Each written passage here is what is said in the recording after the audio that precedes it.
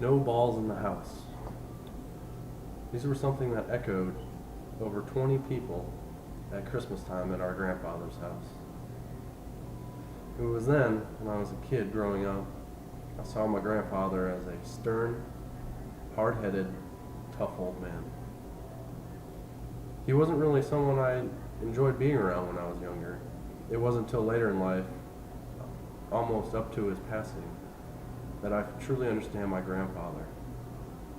And it was then I found out that he was a great man. Not only is he a great man for myself, but for everyone else here. Growing up, my grandfather was extremely tough on me.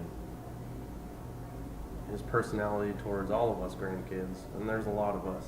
If you can imagine 20 people at Christmas, that's mainly just most of the older people. But he was tough. He wasn't really a compassionate guy. He wasn't really out there to get to know our feelings. I can remember times getting haircuts from him.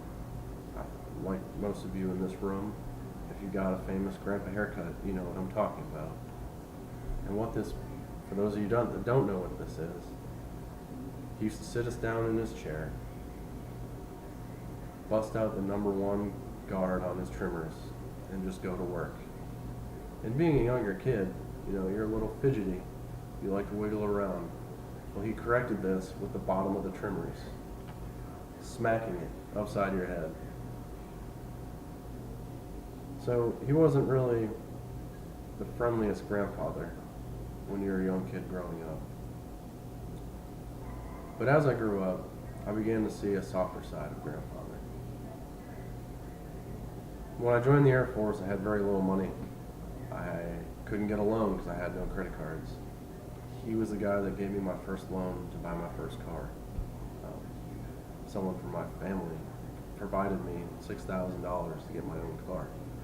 Now, this wasn't free money, and my grandfather made it a point to remind me that I am paying interest, and if I decided to go off the beaten path a little bit with my payments, that he would take action. This might give you a little bit of understanding of how my grandfather really was. Hard-headed is what you could call him. But it was when he finally got sick is when I truly understood my grandfather. It was hard on me, it was hard on everybody else. But growing up, I never heard an I love you from him. And finally, one time when I was on the phone with him, while he was sick, I'm not sure if he was making his peace with the man upstairs, or maybe he realized the error that he lived. But he finally said, I love you.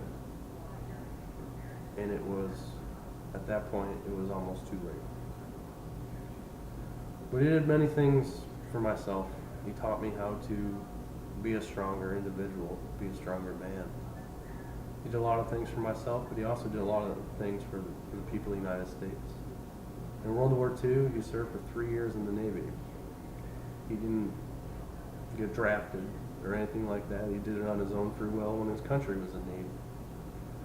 After the war, he took it upon himself to put himself through school, attended Boston University, paid for by himself, where he later graduated and created manufacturing companies throughout the Boston area. One of these companies produced the Valmar brain calculator. And for those of you in the room that aren't familiar with what this is, it was one of the very first handheld calculators. It took the entire length of this man's life for me to begin to understand it. I wish I knew what I knew now about him. My grandfather was a great man. To be honest, most of this information I found out about his work history, I researched today on the internet. I had to find it on the internet. I wish I heard him tell me these stories and all these aspects of his life, just like he used to yell, "No balls in the house."